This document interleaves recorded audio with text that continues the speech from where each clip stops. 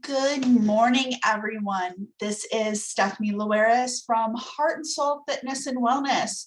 We are here with Monday, 9 a.m. Coffee and Connect with Stephanie Lueras. You can join me live in the Zoom room by going to bit.ly/coffee with Stephanie, or you can just listen here live on Facebook. Either way is good for me. We are here every Monday morning with a new health and wellness topic, or if you do join me live in the Zoom room, you can bring your own burning health and wellness questions, and if I don't have the answers, we will go find them together because I don't have the answers to everything. I know that's shocking, right? But today, what we are talking about is this idea of sitting is the new smoking. That makes me cringe every time I hear it. I don't know, like, what are your thoughts about it? I'd love to hear it in the comments. When you hear the idea sitting is the new smoking, what do you think? So, see, I've got my coffee here. Things are a little bit slow in my household this morning. I didn't get my first cup till after 8 a.m. And if you know me, things start early around here. So 8 a.m. is pretty late for the first cup. So sitting is the new smoking. First, that is an ableist and privileged as fuck statement. And I am sorry. That is the nicest way that I can say it.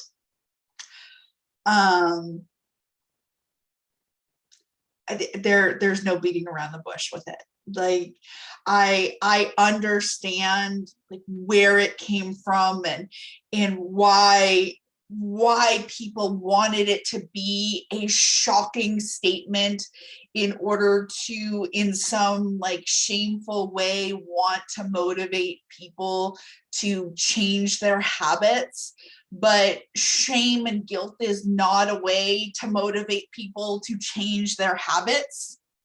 But let's look at why sitting can sometimes be problematic. But first of all, let's acknowledge like the reasons, people sit. We cannot stand 24/7. Like, that's a reality. We were created to move and stand and walk and sit and lie, and our body was created in its very essence to exist in many, many different ways, to be in motion, to be sedentary, to relax, to exert itself. Like, I am not going to deny that. But so putting the body in one extreme or the other does become problematic. I'm not going to deny that fact. But there are times when we are sedentary, and sometimes it's not by choice. We have disabilities, we have illnesses, we have injuries, we have jobs, we have responsibilities, we have circumstances beyond our control sometimes that we cannot make the choice on our own in which we are seated. Now, there are many instances that we can make the choice, but there are times that we cannot. And it's acknowledging that there is and there is not times that there is a choice. And that when we do make the choice, that it is not good or bad, that we are just acknowledging that we are making a choice. So that said, so being seated for any length of time it does have an impact on the body. From a physical standpoint, it affects our legs, it affects our glutes, our hips, our back, our knees, our ankles, even up into our neck and our shoulders. It's our posture, it's our bone health. Like from a musculoskeletal standpoint, like there is an effect from being seated. We don't deny that. So is there a way to mitigate the effects of being seated? Sure. We can get up and down in regular interval. I need the second cup of coffee I have in front of me. We can get up in regular intervals. Instead of sitting down for 4, 6, 8, 10, 12 hours straight, interrupt that. Get up every 15, 30, 45 minutes, every hour. I have an app on my phone. It's a free app. It's called Stand Up. It goes off every 30 minutes. And I have a personalized message that it not only tells me to stand up, it reminds me to drink my water, because those are the two biggest reminders I need: to interrupt what I am doing, to stand up, and to drink water.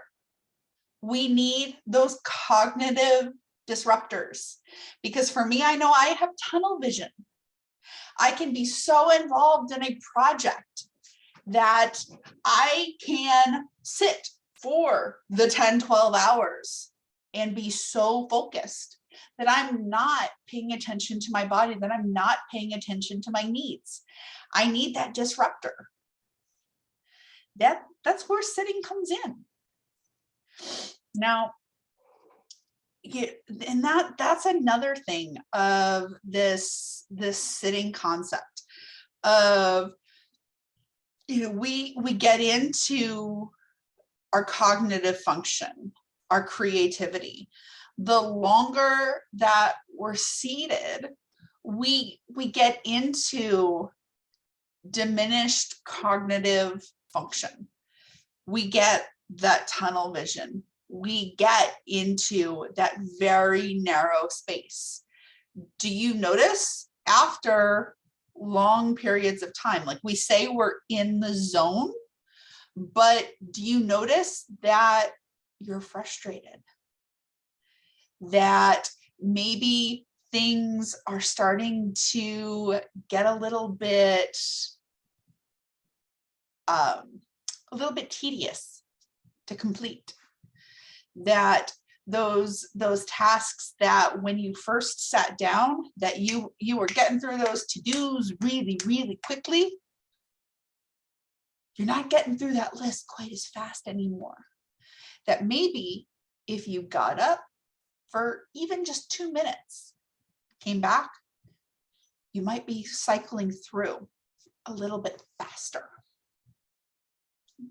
Something to think about.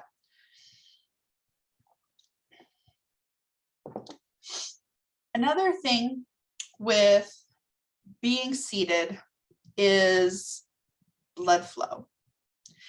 Not only for that cognitive function, our creativity, getting fresh oxygenated blood throughout our body and into our brain, but blood flow throughout our body, into our extremities. Being seated for long periods of time is we need to move for that blood flow, because being seated for long periods of time, regardless of who you are, blood flow is essential, because we see, and this is one of those realities, is linked to varicose veins, to DVTs, deep vein thrombosis, and that is a real risk. And you can be of any size, of any any, place on the spectrum. Like this isn't a size thing. This isn't an age thing. This is one of those things that it's not, we're gonna point to a particular group of people and health outcomes. Like this is something that we look at with people that are sedentary across the board. And it's really important to something to consider. Like I don't want blood clots, period. So, and this, I put my disclaimer on this next section because being someone who has PTSD, who struggles with my own mental health, and does not like the link to movement improves your mental health, because so many make the assumption that, well, if you move, that is the solution to your mental health issues.